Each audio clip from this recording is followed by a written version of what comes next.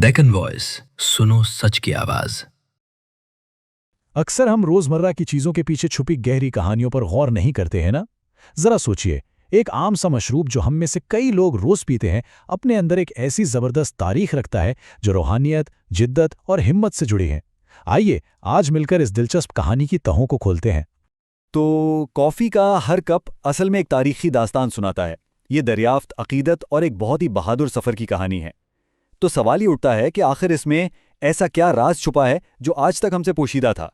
अच्छा, तो चलें इस कहानी की शुरुआत करते हैं। इसका आगाज़ होता है इथोपिया के ऊंचे पहाड़ों में एक नौजवान चरवाहे काल्दी से। ये कोई आम किस्सा नहीं है, बल्कि एक ऐसी दरियाफ्त की दास्तान है जिसने आगे चलकर दुनिया को हमेशा के लिए बदल दिया। ये दरियाफ्त आप देखें मुकम्मल तौर पर इत्तेफाकी थी। कॉल्दी ने नोटिस किया कि उसकी बकरियां कुछ खास किस्म की लाल बेरियां खाने के बाद कुछ ज़्यादा ही तवानाई से उछलने कूदने लगती हैं। तजस्सुस में आके उसने खुद भी वो बेरियां चखीं तो बिल्कुल वैसी ही तवानाई महसूस की। जब वो ये बेरियां एक राहिब के पास ले गया तो राहिब ने इन्हें गैर ज़रूरी समझकर सीधा आग में फेंक दिया। मगर आग में भुनने से इन बीजों से ऐसी लाजवाब खुशबू फैली जिसने सबको अपनी तरफ मुतवज्जे कर लिया, और बस यहीं से कॉफ़ी भुनने का अमल दरियाफ्त हुआ। एक इत्तेफाकी दरियाफ्त से कॉफ़ी ने बहुत जल्द ही एक रूहानी मकसद इख्तियार कर लिया। ये हैरानंगेज तब्दीली यमन में 15वीं सदी के सूफिया कराम के हाथों हुई। इसे अरबी में कहते थे कहवा, और इस लफ्ज़ का मतलब ही कितना गहरा है। ताकत देने वाली या भूख मिटाने वाली चीज़। तो ये सिर्फ एक मशरूब नहीं था, बल्कि रूहानी ताकत और तवज्जो का एक जरिया था। इब्तदाई मुसलमानों के लिए तो ये एक मुबारक मशरूब की हैसियत रखता था। जब यूरोपियों ने इसे पहली बार चखा तो उन्होंने इसे एक अजीब नाम दिया, इस्लाम की शराब। अब ऐसा क्यों? क्योंकि इसने शराब के नशावर असरात के बगैर ज़हनी तवानाई और सोच में वजाहत फराहम की, जो कि इस्लाम में ममनू है। तो अहम नुक्ता यह था कि ये एक ऐसा स्टिमुलेंट था जो रूह के लिए बिल्कुल महफूज समझा जाता था।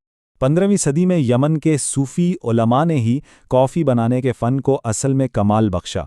उनके लिए कहवा रात की इबादत यानी तहज्जुद और ज़िक्र का एक लाज़मी हिस्सा बन गया।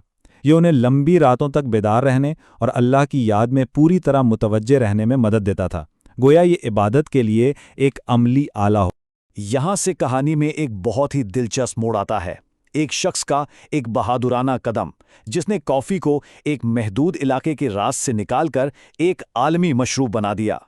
पहले ये समझना ज़रूरी है कि उस वक्त अरब दुनिया कॉफ़ी पर अपनी इजारादारी को कितनी सख्ती से कायम रखती थी। सिर्फ भुने हुए बीज ही बाहर भेजने की इजाज़त थी ताकि कोई और उसकी काश्त ना कर सके। ये एक बहुत कीमती और महफूज राज था। ये थे बाबा बुदान। 17वीं सदी में हज से वापसी पर उन्होंने एक बहुत बड़ा खतरा मोल लिया। उन्होंने कॉफ़ी के 7 कच्चे बीज अपने सीने से लगाकर छुपा लिए और इस मशरूब की बरकत को अपनी सरजमीन हिंदुस्तान लाने का पक्का अज़्म कर लिया। ये अकीदत और हिम्मत का एक बेमिसाल अमल था, और उनका ये मिशन कामयाब रहा। वो 7 बीज हिंदुस्तान की सरजमीन पर फिले फूले, और आज कर्नाटक की वही पहाड़ियां बाबा बुदानगिरी के नाम से जानी जाती हैं। हिंदुस्तान की पूरी कॉफ़ी की सनत दरअसल इन्हीं 7 बीजों की मरहून मन्नत है। बाबा बुदान के इन बीजों की बरकत से कॉफ़ी ने अब दुनिया का सफ़र शुरू कर दिया। इसका अगला पड़ाव था सल्तनत उस्मानिया, जहां इसने मुआशरे को एक नए और ताकतवर अंदाज में बदल कर रख दिया। तो देखें सफ़र कितनी तेज़ी से आगे बढ़ा।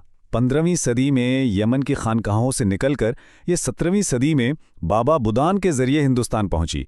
वहां से ये सल्तनत उस्मानिया के शहर इस्तंबुल पहुंची, जहां पहले कहवा खाने खुले।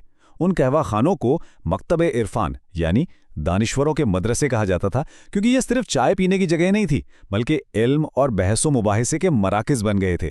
जैसे जैसे बीज ने सफ़र किया, वैसे ही उसके नाम ने भी किया। अरबी का कहवा तुर्की में कहवे बना, डच ज़बान में कॉफ़ी हुआ और आखिरकार अंग्रेज़ी में कॉफ़ी कहलाया। हर ज़बान ने इसे अपनाते हुए थोड़ा सा बदल दिया। तो इस सारी तारीख का आज के दिन में क्या मतलब है? ये सिर्फ माजी का किस्सा नहीं है, बल्कि ये विरसा आज भी हर कॉफ़ी के कप में जिंदा है। ज़रा तसव्वुर तो करें, बाबा बुदान का हिंदुस्तान में वो 7 बीज बोना एक ऐसा अमल था जिसने एक दिन पूरी दुनिया को जड़ा दिया। ये इस बात की एक ज़बरदस्त मिसाल है कि कैसे एक शख्स का ईमान और विजन एक आलमी इनकलाब ला सकता है। तो अगली बार जब कोई किसी कैफ़े शॉप में बैठे तो उसे सिर्फ एक कैफ़े ना समझें। ये जिद्दत, रूहानी अकीदत اور بھلائی بانٹنے کی ایک عظیم مسلم میراث کی زندہ یادگار ہے جو صوفیہ کی دعاؤں اور بابا بدان جیسے لوگوں کی ہمت سے شروع ہوئی۔ تو سوال یہ ہے کہ جب کافی پی جاری ہو تو اس کے لمبے سفر کا کون سا حصہ سب سے زیادہ یاد آئے گا؟ کولدی کی وہ ناچتی ہوئی بکریاں، یمن کے صوفیاؤں کی پرسکون عبادت، یا پھر بابا بدان کا وہ بہادرانہ قدم؟